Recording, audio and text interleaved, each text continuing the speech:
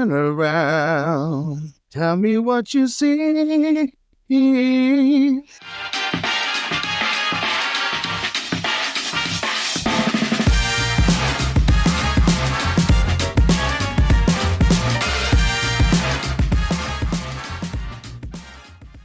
Hey guys, this is Sam, and welcome to another episode of Spit Take. Don't forget to visit our website, spittakers.wixsite.com/spit-take, where you can find our social media links like YouTube, our full podcast, and where we share clips and news. Rick, what's going on? I haven't quite beat Baldur's Gate, but I am almost there. Nice. We will be hitting that at the end of the podcast with a very heavily spoiler-filled review. As some of you may have noticed by the voice being missing, we are without Adam today. So Rick and I are just here. We're going to discuss 80s sci-fi and fantasy movies. And as I said, at the end of the show, we're going to have a spoiler-heavy discussion of Baldur's Gate 3. So since we've both played it, and Rick has almost finished it. But first, we're going to talk about the new Ted series that's coming out on Peacock. Rick, you were the one that brought it to my attention. What'd you think about it? Yeah, I am really excited about this, seeing a prequel of Ted with John, who has not gotten laid, not done drugs, and Ted kind of, well, I guess he's going to school with him and kind of badly trying to help him get laid, and I'm kind of embarrassing him in front of everybody, like he's in high school and he's walking around with his doll, and as a big fan of the movies, Seth MacFarlane, it's got to be one of the most creative people to ever live, and yeah, I'm super excited. What do you think? Yeah, it looked really funny. I was watching the trailer just before we got on air, and I'm sure, Rick, you could hear me laughing out loud at a couple points in that trailer. Seth MacFarlane, for me, kind of is either he's real high or real low to me. And that one looks like it's going to be pretty good. I'm looking forward to it. Yeah, just seeing Ted and everybody in the high school days. And as we all know, the best way to get your friend laid is to publicly humiliate them. Yeah, I like the part where they're sitting in class and teacher's like, let's talk about masturbation. And Ted goes, oh, John already finished that homework. Yeah. But yeah, you're right. Penis for sale. Penis for sale. Yeah, but you're right. Like, I think sometimes Seth MacFarlane kind of just throws stuff out there and just sees what sticks, because it's like joke nonstop with them, especially in Family Guy. Like it is kind of nonstop jokes, and sometimes it's not funny, but most of the time it is a hit, or else he would not keep getting work nonstop. He is always working, and he has like 20 different shows, 20 different movies. Like, how many shows does he have? Like, he's writing so much stuff. How does he have so much time? Yeah, I don't know. There was that movie about, how many ways you can die in the West that I wanted to watch but never got the chance to. And I mean, Family Guy, I was all in for the first like 2 seasons. And then, man, it got to just be the same joke over and over again. And I kind of got tired of it. Fell off, but here and there, I'll see a clip and I'll watch it. Some of them are funny and some of them are just like, okay, I'm going to close that and never watch that again. But he is insanely talented, but it does feel like he got a kind of shotgun approach his comedy. It is. Yeah. And yeah, it is kind of, it's hard for me when unless it's Supernatural, if it's a long running show, to keep up with it. But if you ever seen the Orville, it like does the Star Trek these days better than Star Trek. Yeah, that's what you were saying. Yeah. I know Adam's a big fan of that too. I don't like, I'll watch it every once in a while, but that's a good one to watch. And it is a comedy, but it really does take itself really seriously too. So that is a good one to watch. It is very interesting. You got anything else to say about that? No, I haven't seen the Orville yet. I was never personally a Star Trek fan, but the Orville I could honestly see being the bridge between me and Star Trek. If it is, as y'all describe it, as Star Trek but better in this day and age. Pretty much. It's Star Trek. Yeah, I've seen some clips of that too, and it does look good. It's just it hasn't been something that I've had the time to invest into yet. I probably will watch it here at some point. I think we're going to start talking about 80s movies before we move into Baldur's Gate spoilers. And the first 80s movie I want to really talk about is one of my very, very bestest favoritist movies of all time, The Never-Ending Story. Now, The Never-Ending Story is about this kid, and his mom dies, and they don't really talk about why his mom dies, but his dad doesn't want him to have an imagination. He's drawing unicorns, and his dad's like, you can't draw unicorns. That's crazy. And all he wants to do is read fantasy books and draw unicorns, and he's getting bullied, and he goes to the library, and the library is like, you can't read this book. No, you can't. This book is too dangerous for you. And he steals the book, and he leaves a note, and the note says, hey, I'll bring the book back. No, don't you worry, I'll bring the book back. And he goes to school, and he skips class, and he's a crazy little kid, and hides up in the attic and reads The Never-Ending Story. But he's kind of transported into this land, like, he's not there yet. But he's looking at this land through the eyes of this kid, Atreyu. This band, Atreyu, is named after the kid, one of my favorite bands of all time. And Atreyu is tasked by the childlike princess or the childlike empress who needs to be named by kid Bastion. She needs a new name, or else the nothingness is going to take over. I don't know who comes up with this. It's a German folklore, and I guess Germans are crazy. That's why they came up with the Nazis, I guess. Yeah. So they need to come up with a name, or the nothingness will take over. And so, anyways, before I go too far in this, this movie has the saddest scene of all time. When Artax, the horse of Atreyu, dies in the swamp of, I think it's called the Swamp of Sadness. Oh yeah, is it Swamp of Sadness? It's Swamp of Sadness or Swamp of Sorrow. Yeah. And Gamork, who is pretty much the face of the nothingness, is there as well, and he's this creepy wolf. But Atreyu is pulling on this horse, saying, "Come on, keep going." He's got these tears in his eyes, and you're sitting there going, "Come on, Artax, you're like there, like crying." And I'm a 40-year-old man watching, or feeling it's gut wrenching watching this kid. Like, who played this kid, like, it's just the greatest acting from any kid you've ever seen. Watching this kid just crying his eyes out, trying to pull this horse out, but luckily, well, I say luckily a lot, because there's a luck dragon named Falkor that comes and takes his place, who's one of the greatest characters of all time. When I talk about great characters, I'm talking about great characters. You got Thurman Merman, you got Aunt Bethany, and then you got Falkor.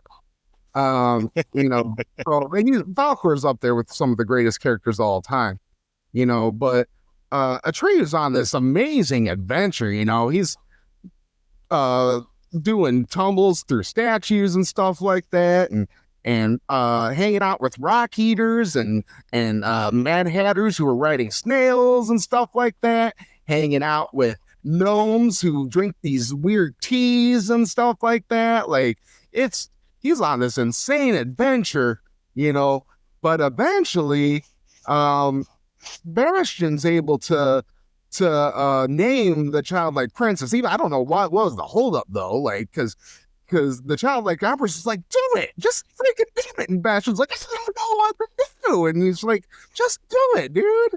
And so he finally does it. I forget. Oh, he named her Moonchild. He's like, Moonchild. I don't know what I like. Yeah, I guess it was like the early '80s, so they're just out in the '70s. So he came up with Moonchild, you know.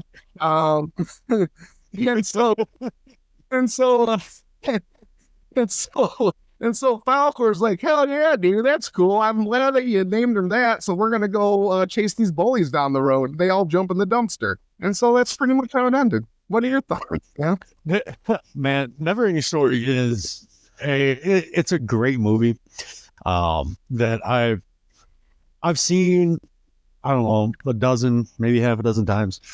What mainly sticks out to me from that movie is I'm a little bit younger than you. I remember watching that and then very soon after getting a fever and getting sick and having just the most wild dreams about that movie and Falcor in particular. Like holding onto my bed, feeling like I'm going to fall off my bed, and my bed is Falcor, and I am just like sick and 101-degree fever. It just, I don't know what's going on. That's the most vivid thing I remember about like the beginning of my movie dream experiences, because I've had a lot of them. But yeah, no, it's a great movie, great 80s movie. 100%. it is. And here's the thing, though. That movie seems to be the beginning of. And Sam was just talking about how he's never seen Labyrinth. I don't know how. Watch Labyrinth. Jennifer Connelly was my first crush. My very first crush. She was gorgeous in that movie. I was like 6, and I was in love with Jennifer Connelly in that movie. She was weird though. She was some weirdo talking to the Goblin King by herself. It was weird. But anyway, I mean, it's Jennifer Connelly. I was in love with 16-year-old Jennifer Connelly when I was 6 years old. Yep. But anyways, the second one was I haven't seen the second one for a long time, but it starred Jonathan Brandis, who was in Ladybugs. I believe he committed suicide in 2003. But he was like very famous child star. He was in It and Sidekicks with Chuck Norris. He was in Holy crap! Yeah, he was in a lot. I completely forgot that movie existed. Yeah. So the second one was like he had like there's this, I forget, there was this like this woman in it, and she had these powers, and I think she gave him this pennant, and this pennant, like every time he did something, he like lost a memory. I remember liking it when I was a child, but I don't remember the last time I seen it. But if you've never seen the Never Ending Story, it still holds up today. I still watch it. I still watch it once a year. I've shown it to my child. She loves it. Same with Labyrinth, by the way. Sorry, go ahead. Well, no, these are still movies I'm probably going to watch for the rest of my life. I hope they don't make remakes of, because they do not need them. No, for Never Ending Story, I'm sure I know the answer to this. How about the special effects? Because I remember even as a kid looking at them and going, man, that I don't even know what this is, but why is there a blue outline to all these guys flying? I mean, it was the 80s. They're great for what it is. I mean, to me, it is for what it. I guess maybe I just have my eyes. I have my nostalgia eyes. Yeah, there's no reason with a little nostalgia eye, rose tinted glasses, suspension of disbelief sort of thing. Nothing wrong with it.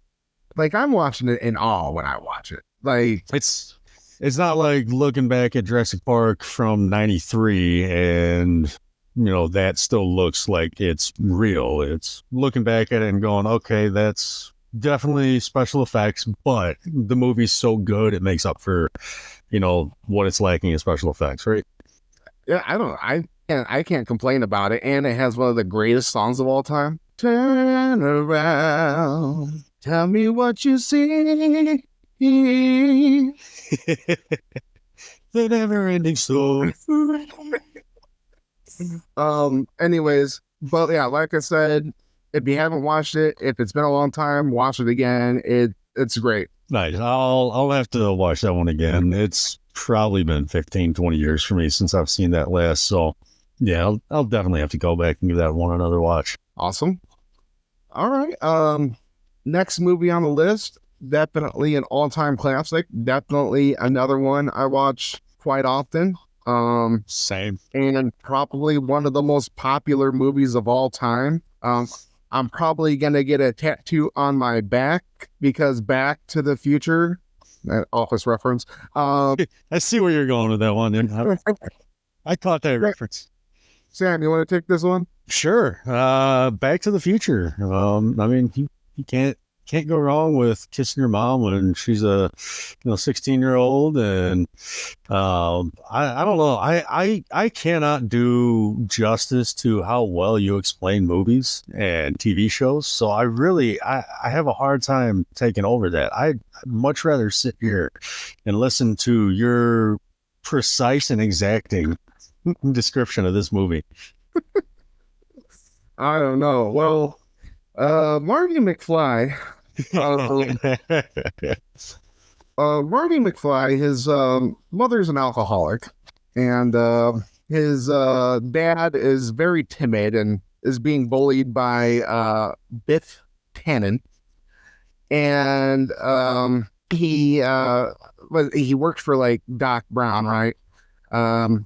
And he goes to he hangs out in the shop and stuff like that, and he goes there and I remember he plugs in the guitar and and he plays with the amp and stuff like that.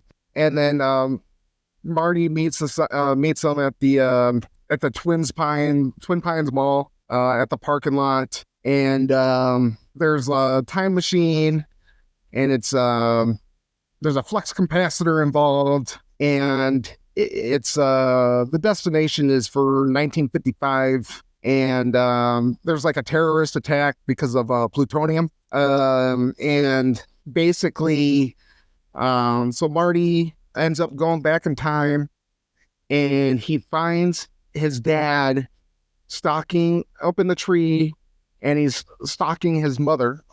And he finds his dad stalking his mother, and he falls out of the tree. And then but then the family finds Marty there, and then they bring him in, and then his mom hits on him, and then Marty's like, "Hey, I saw this one," and then they're like, "This is brand new," and they're like, "Oh yeah," and then this is live. How'd you see this one already? Yeah, this is live, yeah. Yeah, so it is a little creepy because Lorraine's really hot. You're watching this, and she's really hot. But at the same time, it's his mom. So you kind of have very weird feelings about this whole thing.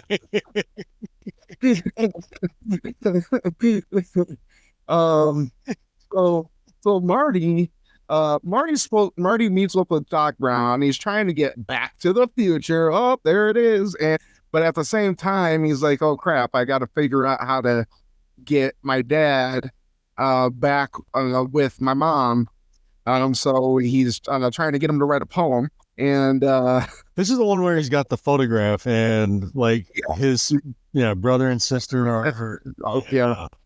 And then and so Doc Brown needs 88 gigawatts or something like that, and 1.21 gigawatts. 1.21 gigawatts.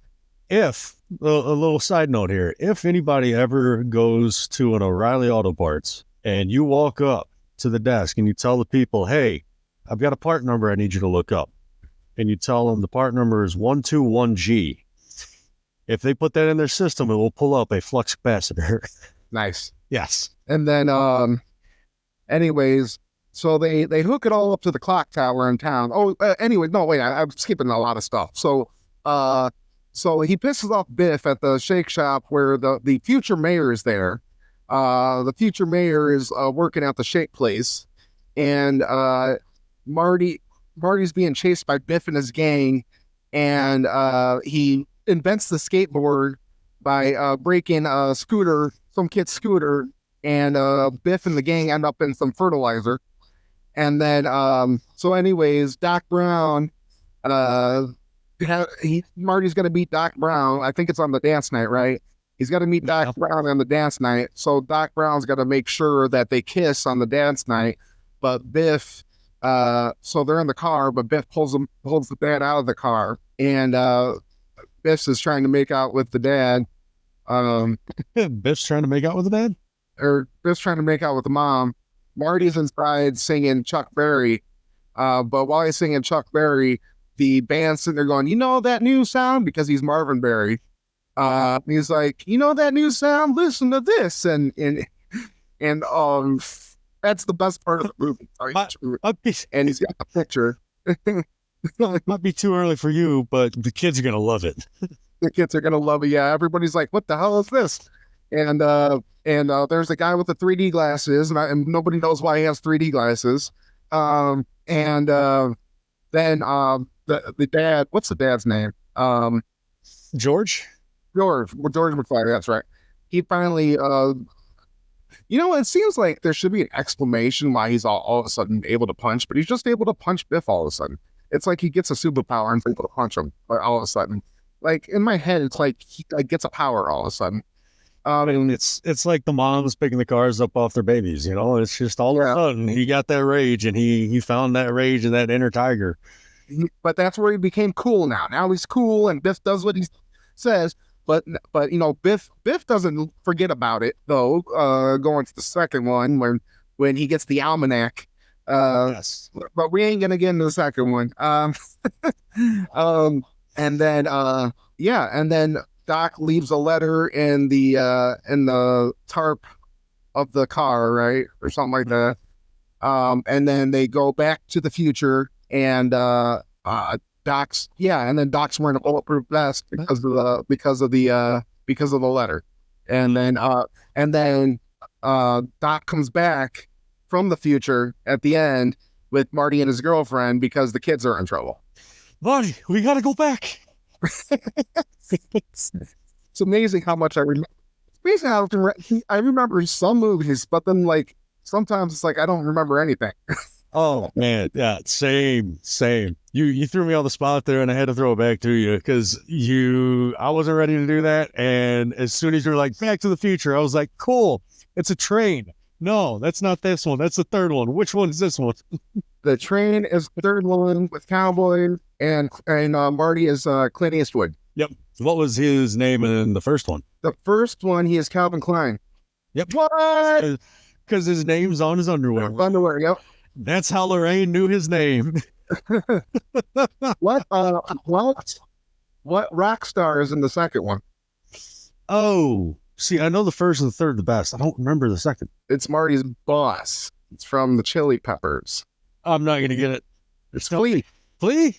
Yeah. Jeez. Damn. I had no idea. I had no clue. Interesting. Yeah. Crazy. Yeah. Oh, anyways, Back to the Future, man. Like, it's just, like we said, it's just one of the greatest movies of all time. Yeah. Michael J. Fox, man, it's just too bad he got Parkinson's. I mean, just for him as a person, yeah, he just seemed like a good person. But he was like in so many good movies. He was just such a great actor. He was such a big star. Back Hollywood was such a great movie. He did continue doing some acting. Even he did like show up in some parts. Oh, Spin City. If you've never seen Spin City with him, that was hilarious. And then Charlie Sheen took after him. But that was a hilarious show. And then I know he had a part in Rescue Me for a little bit. What's that show? Shoot, the one where with Zach Braff, Scrubs. He was in Scrubs too. Yep. And he was like the weird monk character in that. Yeah. Mm-hmm. Yeah, I think that. Yeah. No, he's great. just had a Back to the Future reunion. Was it last year? This year? I don't remember. Yeah, I think I know what you're talking about. It was really cool seeing them all getting back together. You never thought Doc would look better than Marty, but you know, Oh yeah, Parkinson's is a tough one. It's a tough one. it is. It is. It's sad to see people with it. I can't imagine what that must be like, Yeah. um, but yeah, Christopher Lloyd's always been awesome, great actor. Love Taxi. Yes, I was just about to bring up Taxi. Taxi has so many great actors in it. Yeah. Andy Kaufman, Danny DeVito, Tony Danza, Rhea Perlman. Yeah. That was such a great show. I could probably watch that now. I could probably still watch that. That was a funny show. Yeah. I tried to watch a little bit of it. I don't remember where I was trying to watch it. But it moved so different from shows nowadays that it was hard for me to like. It was hard to keep my attention. I think TV and TikTok have ruined my attention span. But it's still good. Mm-hmm. Kind of like Cheers. Cheers is still fantastic. I've gone back and watched that. But I can't watch it for very long. I can't watch, the series all the way through. I've got to stop after a season or two and come back like 6 to 8 months later. Well, it's just like, I don't know if there's too many sitcoms these days that I can really watch. I mean, I think next episode, we're going to go over our 2023 shows. And there's a couple of, there's shows out there, but like as far as sitcoms go, I can't think of any real good sitcoms right now. Yeah, none recent. And since Parks and Recreation and The Office, like, when's there been a real good sitcom? Yep. So. Yeah. No, there have been quite a few, but like I said, the last few years, man, they're few and far between. Mm-hmm. Sad. All right. It's like a dying medium. Yeah. Next up, we got Gremlins. I guess Gremlins is, I am watching, The Secret of the Mogwai, which is a prequel to Gremlins, basically telling the story of how it's based in 1920. It starts off with Gizmo, kind of in his own land with his own people, I guess, his own little city, and how he kind of got lost and found his way to that shop at the beginning of Gremlins. He's not there yet. I'm about 4 or 5 episodes in, and it's really good. No. And so Gremlins. Where did you watch that? It's on Max. It's on Max? Okay. Yeah. Well, I should be able to watch that. Gremlins, I just love Gremlins. I just love Gizmo. It's just never-ending story, Back to the Future, Gremlins. Like, the 80s is my favorite era of movies. Yep. There has not been an era of movies since. That's why I think I've been wanting an 80s discussion, because 80s sci-fi and fantasy discussion. I think nobody really, maybe people do and I don't hear it. Nobody talks about how great fantasy specifically was in the 80s. It has not been, it's been good. Stuff like The Lord of the Rings and stuff like that, but it's like The Lord of the Rings isn't as fun as Never-Ending Story or Gremlins and stuff like that. It's a little more serious. It's a little more adult. Yeah, there are certainly parts. Still only counts as one. And I'm definitely not downing it. I love Lord of the Rings. Sure. It's different though. It's just a different feeling. And I know you haven't seen Labyrinth, but it's a different feeling than Labyrinth. There's puppetry involved. Dark Crystal, that's puppetry involved. But it's a serious movie with a childlike essence to it. Yeah. Gremlins it's a fun movie. Gremlins is great. Yeah. It's a childlike movie. I do. Yeah. No, I fully agree with you. The movies nowadays with the fantasy slant to them, at least it seems from my perspective, the the studios don't want to go out on a limb and add the right sort of, childlike flair, the right sort of humor to them, unless they just go way too far. They seem to be more concerned with virtue signaling, whereas back in the 80s, it was, hey, we're going to put this out there. People are going to watch it at some point. We may lose money. Hopefully we don't. But this is the movie we want to make. So here is this movie about these little guys that are cute and furry and funny and adorable. And then if you accidentally spill water on them, they turn into the worst beings on the planet. And some of them strangely sexual. But I mean, yeah, 80s was a great time for movies, sci-fi, fantasy in particular. I 100% agree with you. And horror too. That's probably my favorite era for horror movies. Yeah. Great horror movies.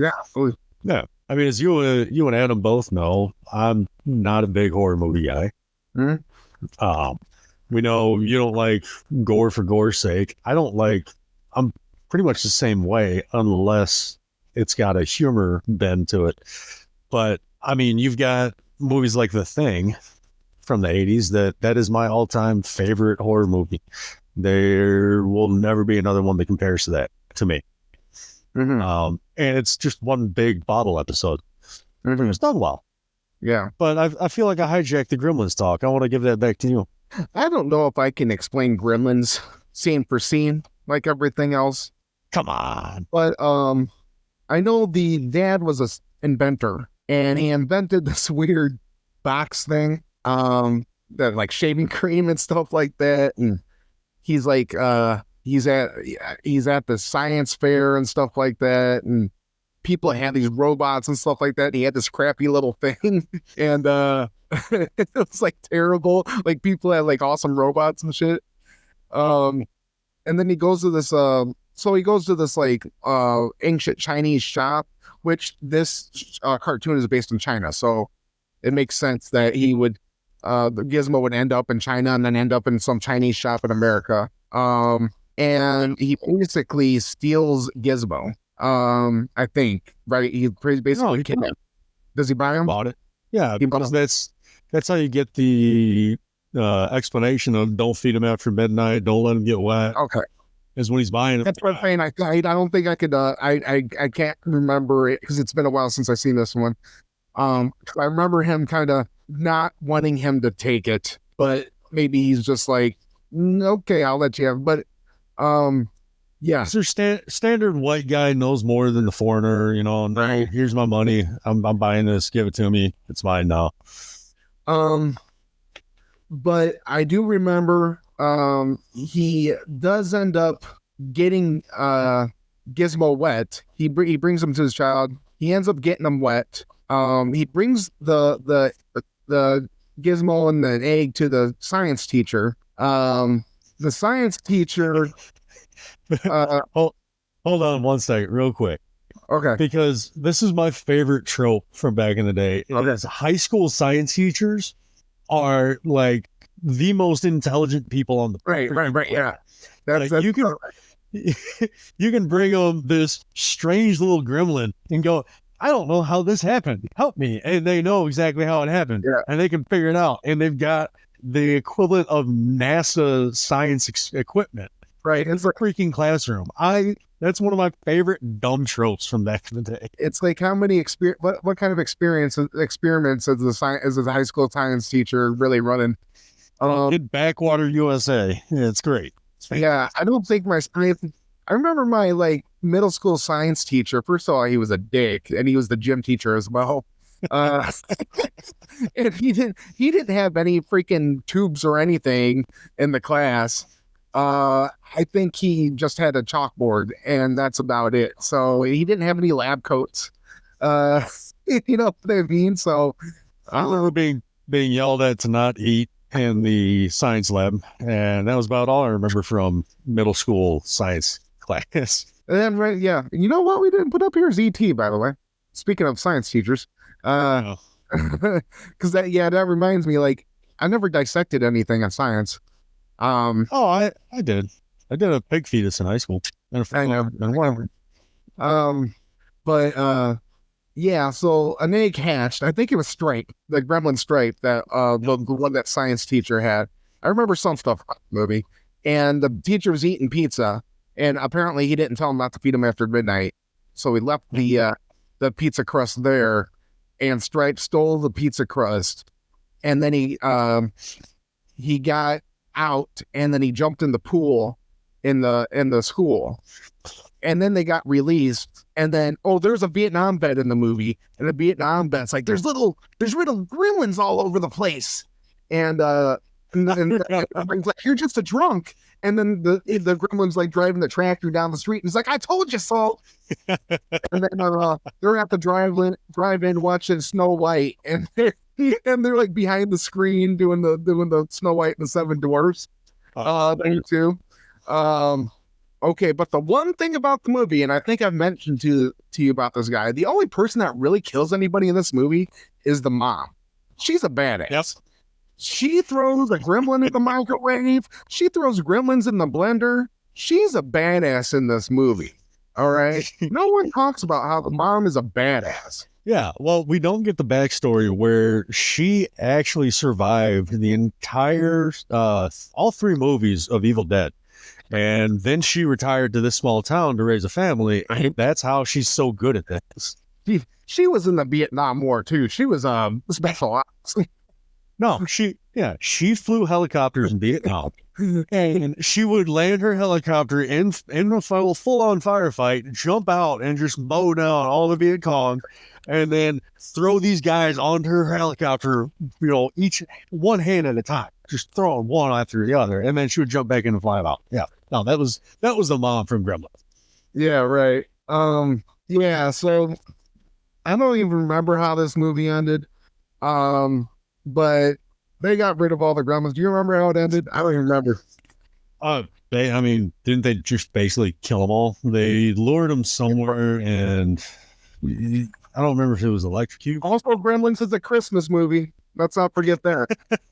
This one I will not let pass. It is not a Christmas movie. It was done on Christmas. Santa Claus is in it. It is borderline at best. Borderline. It is not a Christmas movie. Gizmo was given as a Christmas present. So it's a New Year's movie. I'll give you New Year's. I'm not giving you Christmas on Gremlins. I'm sorry. I can't. It was done Christmas. It was partly done on Christmas Day. It started on Christmas. No, not giving this one up. Yes. Not only is Gremlins a Christmas movie, it's a holiday classic. According to Parade, it is. What reason, right? According to Parade. Probably not. Phoebe Cates is in it, who I used to love. Oh, yeah. Gorgeous. Beautiful. Yeah. Okay, they don't number it. I'm not going to sit here and search through it.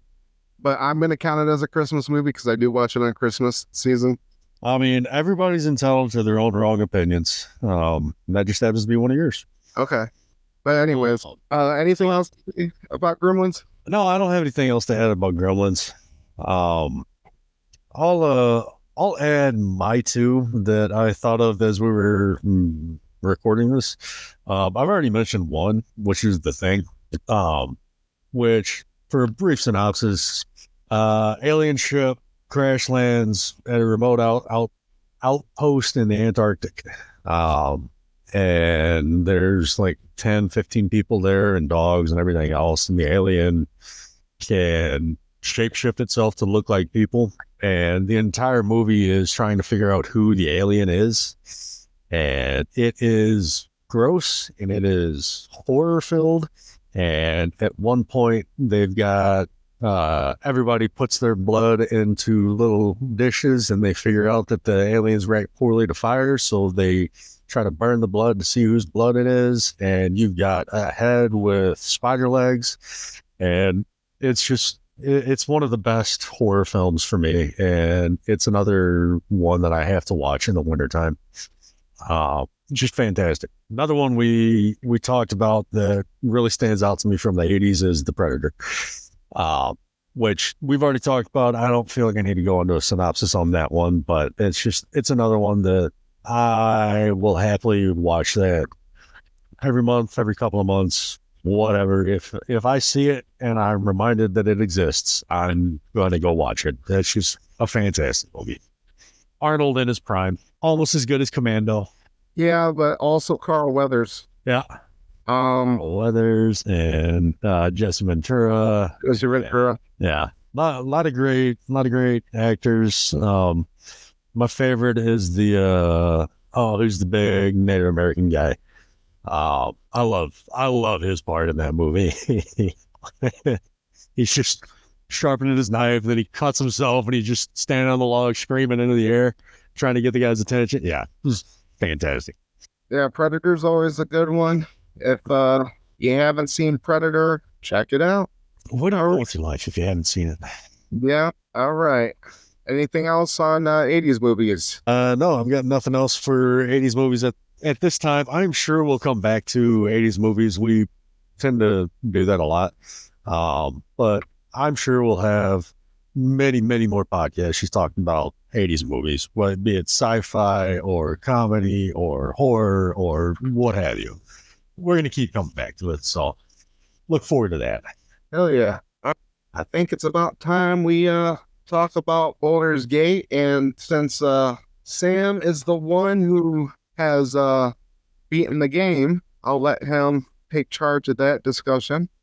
All right. So as a preface for anybody who doesn't know anything about Baldur's Gate, which I'm sure there are plenty of you listening to this right now that really don't know what it's about.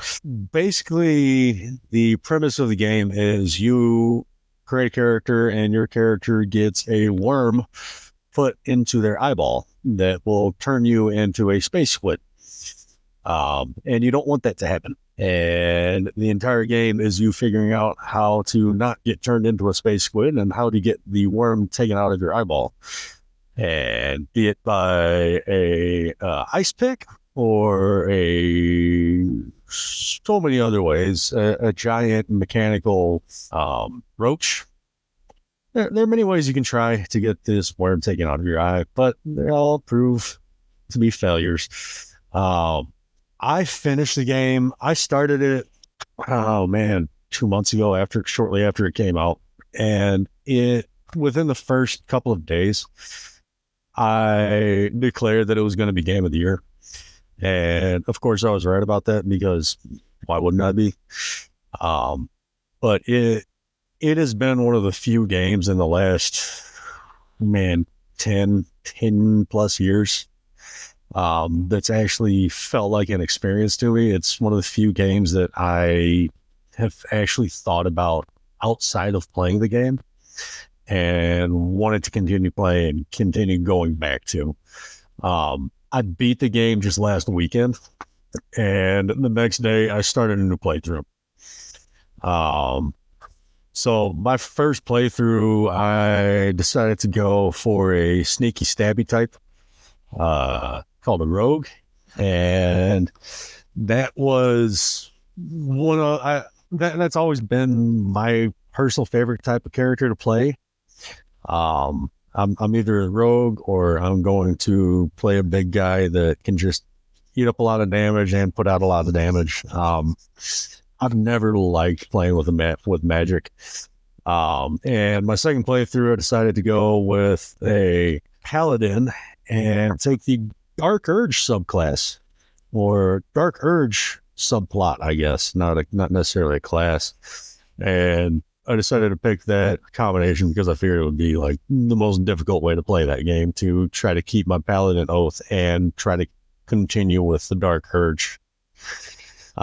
Rick, what do you think about this game? Because I feel like I kind of got you into it.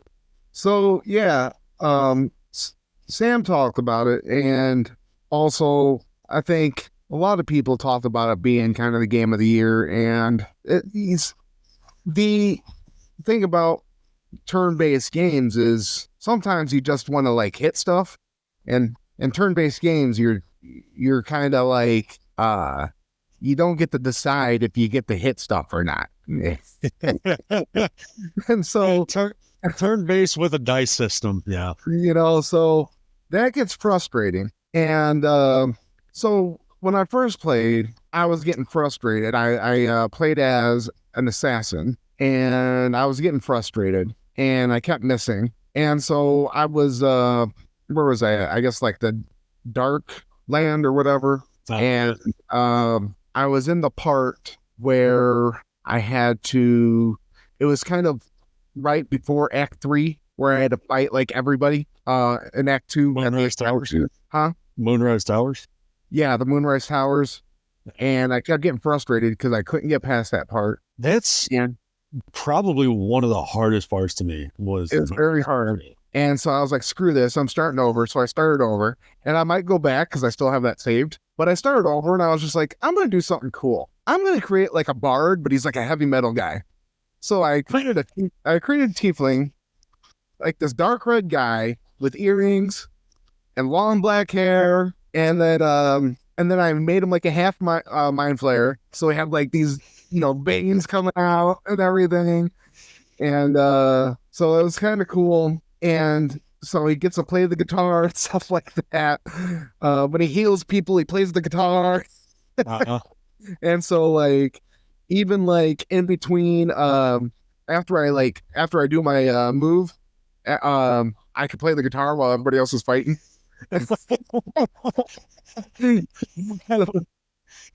So it's kind of just so close to picking a bard this time. This play, yeah, so close to picking one. But the bard is good.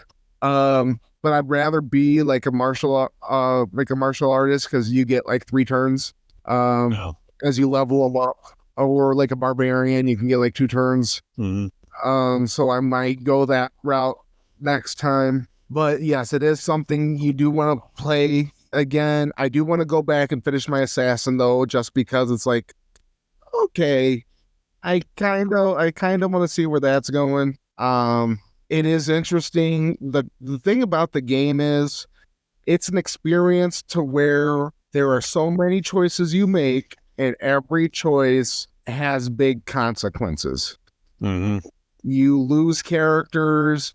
It changes the outcomes, and I'm like looking up on Google, like what happens if I choose this? Cause I don't want to lose this character.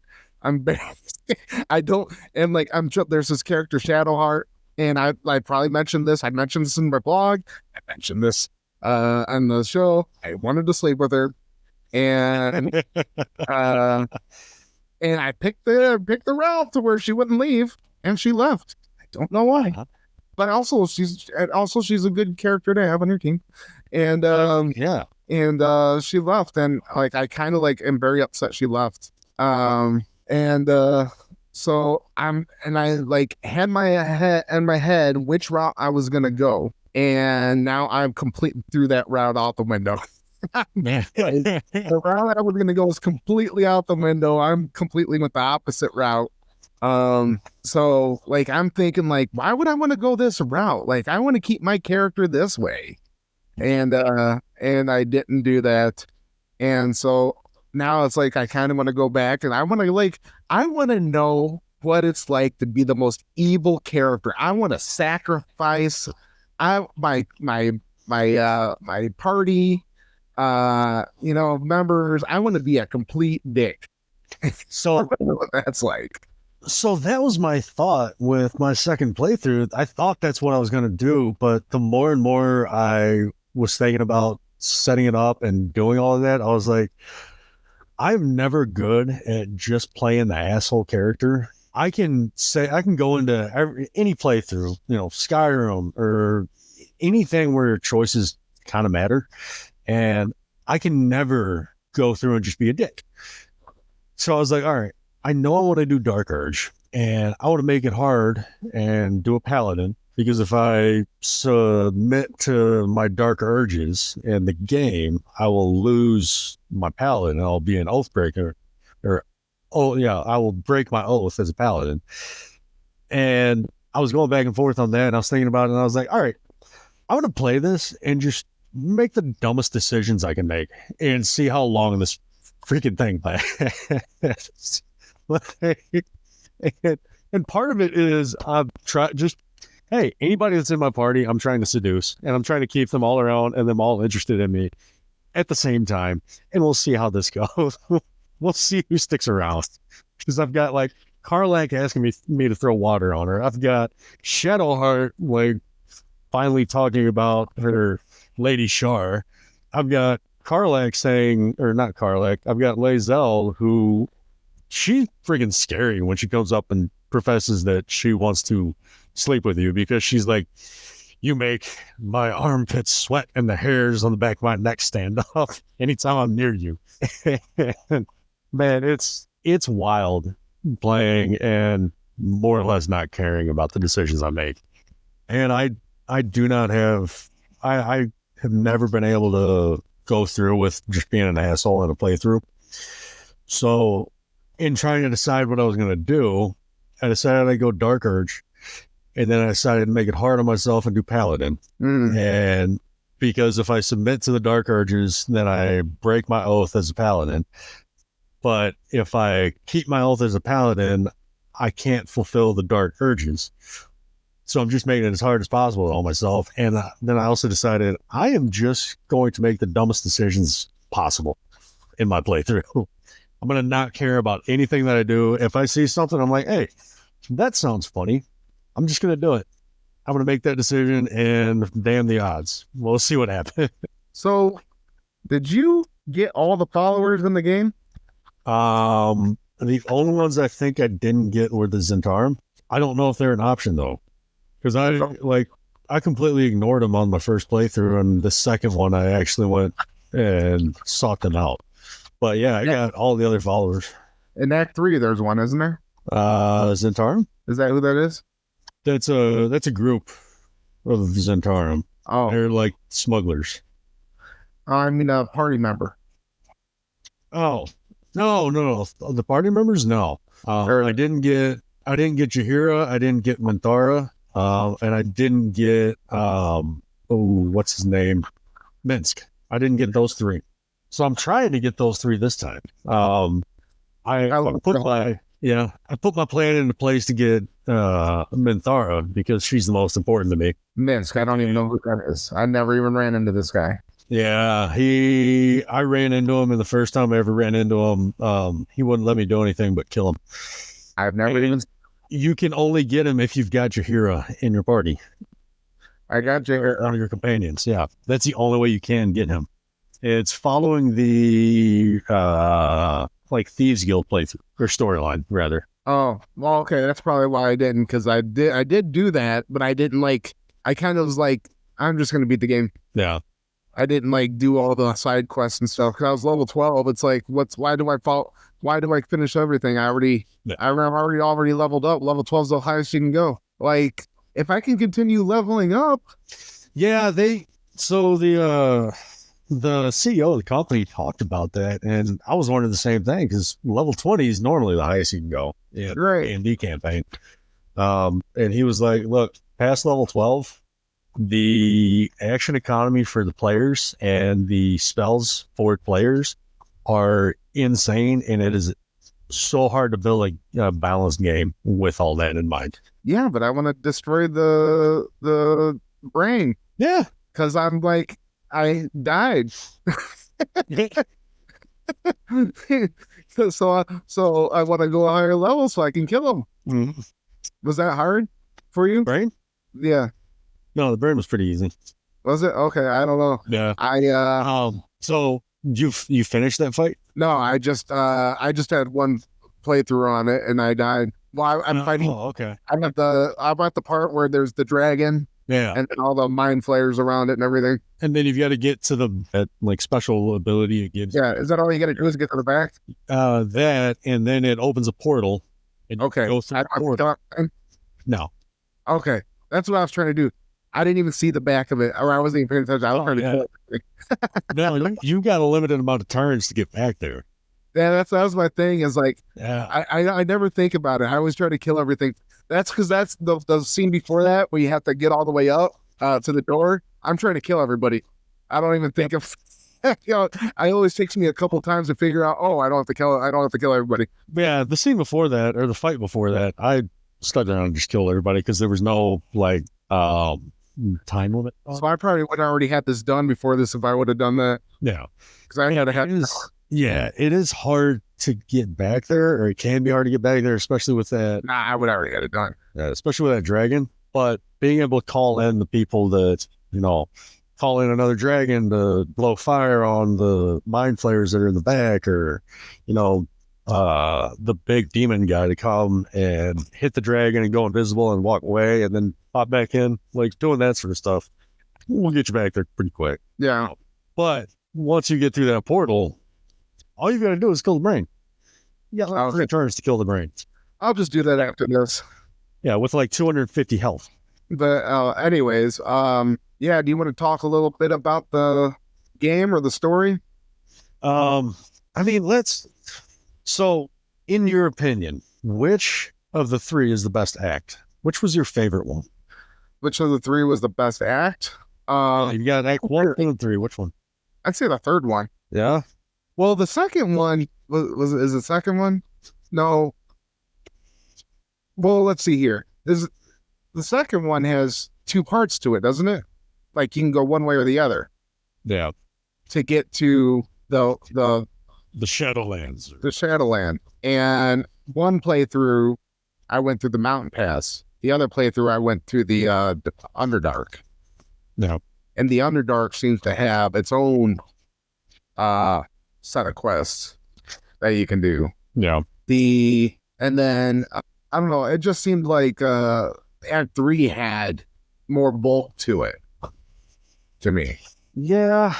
I don't know. Act 3 felt kind of rushed, but it's the same problem really that I have with any game where there's a superficial time limit on, hey, you have 7 days to get this done. If you don't get this done in 7 days, you're going to die. And you get that superficial, shoot, I got to run. I got to move this fast. I got to go quick. And you just decide to skip things. And it's always in my mind. I'm like, I know I can take time. I bought this game. They're not going to tell me, hey, I spent too much time. I have to start over. This playthrough's done.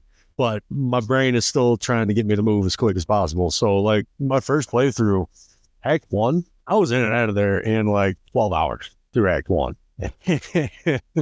I'm already on 18. I'm like 70% of the way done with Act 1, but I'm taking my time on this playthrough. But yeah. Well, that's what I'm saying. I made sure the second time I went through there, because I was like, I want to make sure I got my level up. So I did everything in Act 1 that second time. The first time I just rushed through it. Act 2 was to me kind of the like water temple or water level, because that's how the Shadowlands felt to me. Because it was just frustrating. You couldn't do a lot. You were going to die if you stayed away from fire. You had to stay in the light. You had to do all this, that, until you got the lantern and broke it and set the fairy free and got the bell.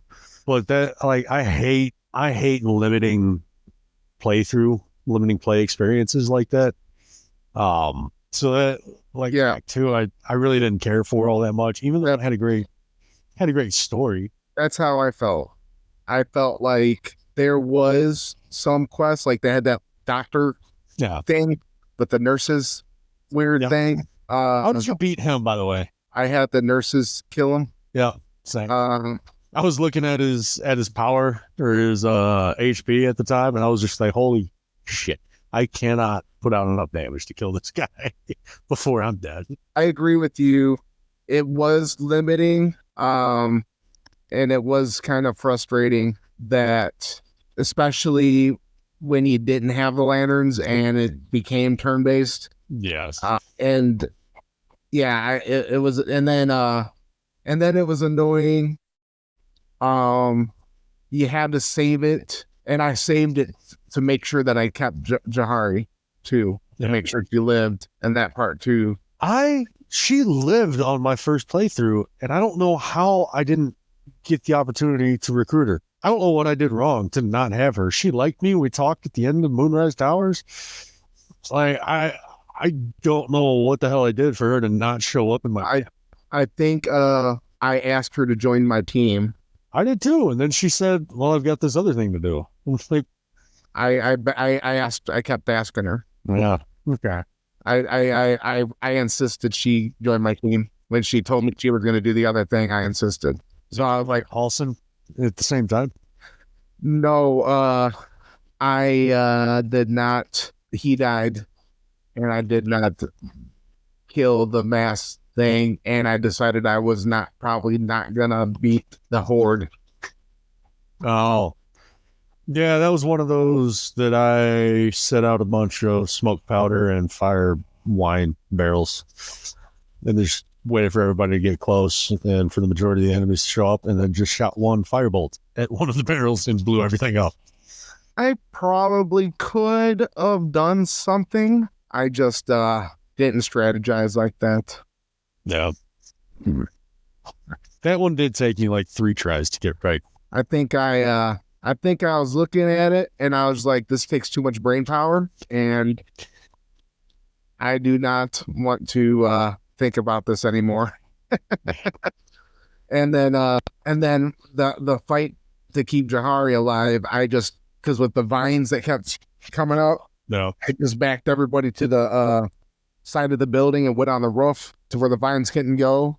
And then I just shot at everybody from the top of the roof. Like, that's what I do. And all the bosses, I just shoot them. I don't even go to the cutscenes. I just shoot at them from afar.